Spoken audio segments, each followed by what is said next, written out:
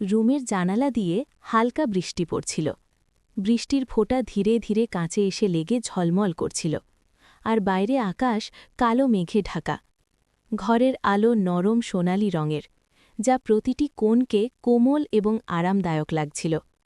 সোফার ওপর সাবিনা বসেছিল, তার চোখে নরম হাসি, আর রিয়ান পাশে বসে তার হাতে হাত রেখেছিল।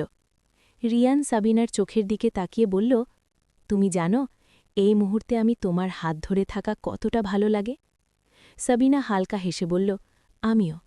তোমার সঙ্গে থাকা মানে মনে হয় সময় থেমে গেছে, কোনো চিন্তা নেই, কোনো দৌড়োদৌড়ি নেই। বৃষ্টি যেমন ধীরে ধীরে পড়ছিল, রুমের মধ্যে তাদের নিঃশ্বাস আর মৃদু হাসি মিলেমিশে এক ধরনের শান্তি তৈরি করেছিল। রিয়ান হঠাৎ সাবিনার কপালে হালকা চুমু দিল।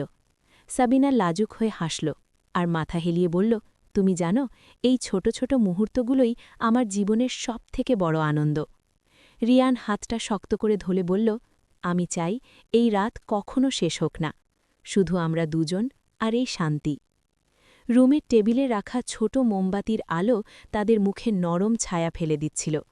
বৃষ্টি আর মোমবাতির আলো মিশে এমন এক জায়গা তৈরি করছিল যেখানে শুধু তারা দুজনই ছিল। রিয়ান সাবিনাকে জড়িয়ে ধরে বলল, তুমি জানো আমি তোমার চোখের দিকে তাকালে সব ভুলে যাই, শুধু তুমি আর আমি। সাবিনা কাঁধ হেলিয়ে তার হাতটা আরও শক্ত করে ধরল। আমি জানি, আমি সবসময় চাই এই মুহূর্তগুলো যেন ধরে থাকে, আমরা একসাথে আছি আর সেইটাই যথেষ্ট। তারা দুজনেই নীরব হয়ে গেল। শুধু বৃষ্টির শব্দ আর নিঃশ্বাসের মিলনে ঘরটা যেন এক অন্য জগতে পরিণত হয়েছে। রিয়ান ধীরে ধীরে বলল, আমি তোমাকে শুধু ভালোবাসি বলেই নয়, তুমি আমার জীবনকে সুন্দর করছ। তুমি ছাড়া আমি কিছু ভাবতেই পারি না। সাবিনা হালকা কাঁদতে কাঁদতে হাসল আর চোখে মৃদু জল ঝরল। আমি তোমাকে চাই, প্রতিটা দিন, প্রতিটা মুহূর্ত। তোমার সঙ্গে থাকা মানে যেন জীবনটা পূর্ণ। রিয়ান তখন তার কাঁধে মাথা রাখল, আর তারা দুজনেই নীরবে একে অপরের সঙ্গে মিলেমিশে গেল। হঠাৎ রিয়ান বলল, চলো একসাথে গল্প করি, ছোট ছোট গল্প যা শুধু আমাদের জন্য থাকবে। সাদিনা আগ্রহে বলল, কোন গল্প? রিয়ান হেসে বলল, যে গল্প শুধু আমরা দুজন জানি, যেখানে বৃষ্টি পড়ে, রাত নরম আর আমরা একে অপরের কাছে। তাদের কথোপকথন ছোট ছোট হাসি, স্পর্শ আর নিঃশ্বাসের মিশ্রণে বয়ে চলল।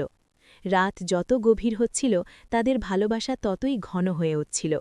মোমবাতি আস্তে আস্তে গলছে, আর রুমের গন্ধ নরম মিষ্টি, যেন তারা দুজনেই এক আরামদায়ক সুরে ঢেকে গিয়েছিল। রিয়ান হঠাৎ বলল, আমি তোমার জন্য একটা গান গাইতে চাই। সাবিনা হেসে বলল, তুমি গান গাও, শুনতে চাই।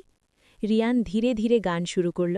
তার কণ্ঠের কোমলতা আর রুমের নরম আলো মিলেমিশে এমন এক অনুভূতি তৈরি করল যা দুজনকেই এক অনন্ত প্রেমের জগতে নিয়ে গেল। গান শেষ হলে সাবিনা রিয়ানের গালে চুমু দিল। তুমি সবসময় আমার জন্য এইভাবে বিশেষ থাকো। রিয়ান তখন নরম সুরে বলল, আমার কাছে তুমি সব, শুধু তুমি আর এই মুহূর্ত, বাকি সব ভুলি। আমরা একে অপরের জন্যই তৈরি। রাত গভীর হতে হতে আরও নরম হয়ে আসছিল। বৃষ্টির ছন্দ আর তাদের নিঃশ্বাস মিলেমিশে এমন এক মেলোডি তৈরি করল যা কেবল তাদেরই ছিল। তারা দুজনেই বুঝল, বড় কোনো ঘটনা বা উপহার নয়, এই ছোট্ট ঘর, একসাথে থাকা, একে অপরের স্পর্শই তাদের জীবনের সবচেয়ে বড় সুখ। সাবিনা মাথা হেলিয়ে বলল, আমাদের এই রাত যেন শেষ না হয়। রিয়ান হেসে বলল, এটি কখনো শেষ হবে না, কারণ আমাদের মনে সব সময় থাকবে। তাদের চোখে চোখ পড়ল, আর তারা দুজনেই একে অপরকে বুঝল শুধু ভালোবাসার ভাষায়। আর বৃষ্টি তখনও বাইরে পড়ছিল, কিন্তু তাদের ঘরটা যেন এক অনন্ত শান্তির জায়গা হয়ে গেছে।